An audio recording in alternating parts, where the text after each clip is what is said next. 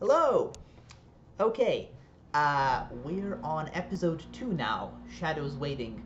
Um, an interesting episode. I have maybe fewer thoughts about it than the first episode, if only because it had like a more consistent quality throughout.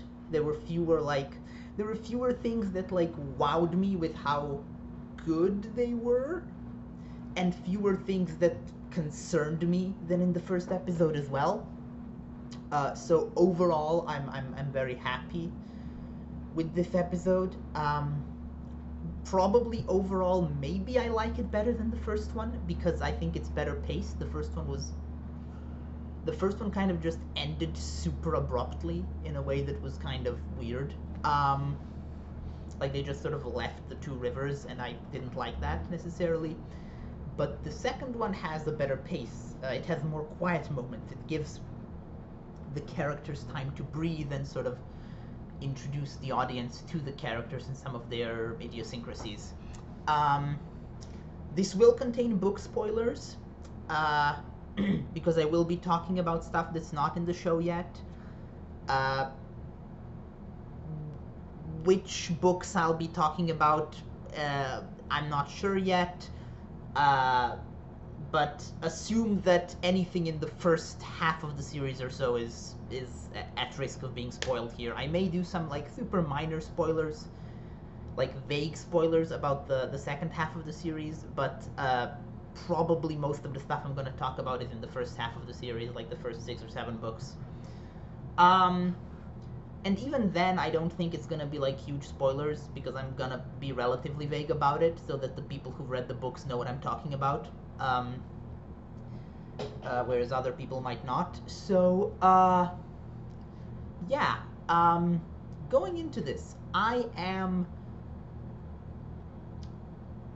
a fan of what they're doing with the White Cloaks. I was concerned about the White Cloaks because the White Cloaks are kind of difficult to adapt because they're very messy in the books. Robert Jordan, I think, had plans for the White Cloaks, much like he had, for example, for Padan Thane, and then the story sort of evolved in a new direction, and the White Cloaks no longer really fit into it. So they were left as this like weird narrative dead end that did eventually get wrapped up in a fairly satisfying bow, like better than Padan Thane, but still, yeah, not they feel very cuttable to the point that before I saw the set photos of the White Cloaks, I was actually thinking that the show might actually just straight up cut them, um, like the entire organization. But they didn't. Instead, they're making them more dangerous, more threatening. The White Cloaks in the books were always they were as evil as Eamon Valda is here, but they were also not a threat because they were kind of incompetent with their evil. Like, a lot of White Cloaks wanted to execute every Aes Sedai they ran across, but I don't think they ever did, like, any of them. Like, maybe a few minor ones later on, but they weren't a credible threat. I never felt like any of the characters were in any danger from the White Cloaks, um, except like uh, except in the first book actually. But here it looks like they're making them more dangerous to channelers specifically, to Aes Sedai, which is a good choice. I think that the White Cloaks have potential as villains, which was never really realized in the books. So I like that. So I like the change. I like the cold open with Eamon Valda. I also like that we are immediately seeing that there is a schism within the organization. That the like general White Cloak leadership, represented by Jeffrem Bornhold here, does not necessarily have the same extremist views as the Questioners, represented by Eamon Valda. So Jeffrem Bornhold, for example, openly advises Moiraine, who he thinks is a normal, non-channeling woman, to go seek out an Aes Sedai for help. And he also seems actively interested in hunting Trollocs and saving people from Trollocs, uh, which is something that the book version of the White Cloaks don't really do. Like, they don't really do anything useful ever at any point. They never help anyone. They just go around being awful. So I'm glad that we're seeing some, like, sort of in both directions. Like, the bad elements of the White Cloaks are made worse for the show, and the supposedly good elements from the books that we never really got to see in action are actually made somewhat decent in the form of Jeffrey Bornhold. I wonder where they're going with the White Cloaks as an organization overall. Will we see characters like Pedron, Niall, and Asunawa?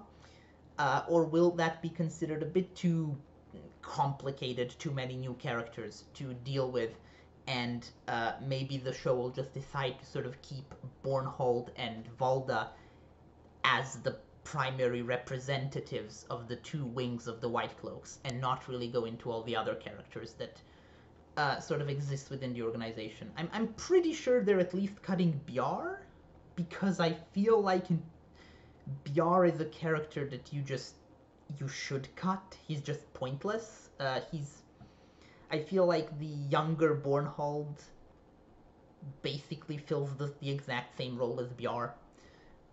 And they might even cut the younger Bornhold, actually, I'm not sure. Well, we'll see where that goes. Anyway, enough about the White Cloaks. Suffice to say, I like the changes to the White Cloaks. I really like their aesthetic and their outfits. It's unique, it's different, it's not like super stereotypical medieval knight armor, which is what I expected. It's something more interesting, the robes with the one shoulder plate. I like that. I like that the show in general is going for more of a sort of unique aesthetic that isn't just super generic medieval fantasy. So that's cool. Okay, moving on. The conversations between our main characters as they're traveling, which take up most of this episode. Like, most of this episode isn't really like major plot events, it's just sort of downtime where the characters are interacting, which I think is very important this early on in the show, to establish who these people are. And most of it, really all of it, in my opinion, works really well. I like that they're making Rand a bit more edgy, a bit more of an asshole this early on in the story. It gives him a bit more personality, because Rand is really bland and boring in the first book. He's super... He basically has no character traits. He's kind of just like a blank slate in the first book, which is unfortunate because he ends up being one of the most interesting and well-developed characters in the story overall, but he takes a while to get there. So I'm glad that they're leading with some of the more, I guess, some of the more like angsty parts of Rand. Matt is great. We don't get a ton of character development for him or for Perrin, but they are so far great. The actors are doing a great job, which is unfortunate in the case of Barney Harris. I think a lot of people were kind of hoping he'd be bad, so that we wouldn't feel as bad when he gets replaced in season 2. But alas, he's really, really good. He's amazing as Matt. I love him. Rosamund Pike continues to be the absolute perfect Moiraine. I think that I cannot imagine a better casting choice for a Moiraine, honestly. I am blown away by what she brings to the character. And actually, that brings me to one of my favorite changes, which I'm like 90% sure is a change. I don't think this happened in the books. When she sinks the barge, she also kills the guy who like drove the barge and leaves his son to die, which is not what happens in the books. In the books, she does sink the barge, but no one is harmed by that directly. I really like this, actually, because it immediately illustrates that Moiraine is the kind of person who is willing to do anything for a higher cause. It really builds her character in a very important way, I think. I think Moiraine is a character with a lot of sort of moral gray areas. She is the sort of character who is willing to do what needs to be done, or what she thinks needs to be done, and that sometimes leads her into conflict with other characters. So the fact that they went for a relatively extreme demonstration of that very early on is, I think, good. I think it's a good early bit of characterization for Moiraine. It also serves a secondary purpose, because this is the episode where we learn about the 3 oaths of the Aes Sedai. And I think that the 3 oaths were introduced very naturally. It didn't feel like exposition for the audience. It made sense that Moiraine would need to explain this in great detail to Egwene. So I like that scene. But also, the episode contains concrete examples and demonstrations of how the Aes Sedai can break the oaths in spirit while following the word of the oaths. And obviously the one that the plot draws attention to is the fact that Moiraine lied to the White Cloaks without explicitly lying, which is how you avoid the first oath. But the ferryman example, the death of the ferryman, is a great example of Moiraine basically circumventing the third oath. She did kill a guy with the one power. Like, there's no way around that. But because she didn't technically directly use the one power to kill him, it's fine. It's not breaking the oath. I like that. I like that, like, we are shown the oath as this thing that's, like, supposed to make us trust Aes Sedai, and then we are immediately shown that that doesn't mean we should necessarily trust the Aes Sedai. It's a good touch. What else? Yeah, we had the first Balsamon dream. I was a bit underwhelmed because he didn't speak. I feel like Balsamon is a character who is kind of known for being extremely talkative in the first couple of books, in the dreams that Rand has. And I'm a bit disappointed that we didn't get that. I'm hoping that changes as the season goes on. But I did like the bats. In the book, it's rats, and Balsamon just breaks their backs, and then there's dead rats around. But the detail of Rand, like, having a bat come out of his mouth, it's so much more visceral, so much more horrifying, and I think it makes the scene work great.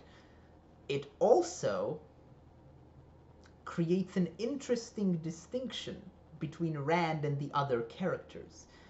Because I don't know if you noticed, but when they were talking about, when he saw that everyone else also had dead bats around them, he asked them what happened in their dreams, and in their dreams, the bats were just flying around and then dropped dead. Whereas in his dream, the bat was inside of him. That's an interesting distinction. The fact that even though they all had the dream, Rand's dream was slightly different. And more visceral and more focused on him, and like it's an internal thing for him. Which I think is a very nice touch. I like that. I like the conflict between Rand and Egwene as well. I don't really have much to say about it, besides to say that I like it. It's kind of there in the books. Here it's more explicit, more in your face, which makes sense because here they're already together, like they are a couple. They're not just, like in the books it's sort of this weird, like, oh, you know, they technically both want to marry each other one day, but it's not like they're together. It's more sort of like a dream they both have. Whereas here they explicitly are already together. So this breakup, this is actually a breakup. and not just like, oh well, it would have been nice if it happened, but I guess it won't. And that's more emotionally compelling, I think. So there were some nice scenes between the two of them. Um, what else happened here? Besides, obviously, Shudder Logoth at the end. I like the song, the Manetheren song. It's a nice touch to see that the concept of Manetheren is still present in the Two Rivers culture, even though they don't actually know what it is. I like that. I like that it's not like completely just Moiraine educating them. Like there's an element of it that exists within the Two Rivers as well. And the song is pretty nice. It's catchy and sounds good. Okay, let's get to my main issue with the episode, which is, again, the ending. Shadar Logoth. So, or Shadar Logoth, as they call it in the show. I'm not sure what Robert Jordan's intended pronunciation might have been, but I always pronounced it Shadar Logoth. But that's fine. Who cares? So I really like the visual design of Shadar Logoth, like the city itself. The architecture is good. The wall with the giant vertical crack is a really cool visual. Like, I really like that. It's very ominous when they walk up to it. But a couple of important changes happen to what actually occurs within Shadar Logoth. Change number one, which is less relevant but kind of a bummer for me, is that they changed the visuals of Mashadar. Mashadar is the evil within Shadar Logoth, the thing that they eventually have to run away from. They made it look sort of like this black mold that grows over the ground and the walls, whereas in the books, it's a glowing mist, like this ethereal mist made of tendrils that go through the air, that like touch people and kill them instantly. I am really bothered by this because I think that while I think the new visual works fine for this episode, Mashadar plays an important role in some scenes later on, specifically the climax of one of the later books, one of the more like sort of visually impressive climaxes in terms of how it's described on the page. And I think that changing it to no longer be this floating ethereal mist is a misstep. I think it's going to hurt them in the long run when they get to those later scenes. That said, it's possible they're not doing those later scenes. Like, I don't know what they're going to do like 4 or 5 seasons down the line. So if they're not going to be coming back to Shadar Logoth and dealing with Mashadar, then this change is fine. What I'm more bothered by is the absence of Mordeth. I feel like cutting Mordeth is a weird choice. And it makes me wonder where they're going with a certain character who they have already introduced, so we know that that character is in the show. But if Mordeth isn't in the show, that whole character's story arc has to change. I suppose it doesn't have to change. I suppose a less personified, abstract, just Mashadar might work.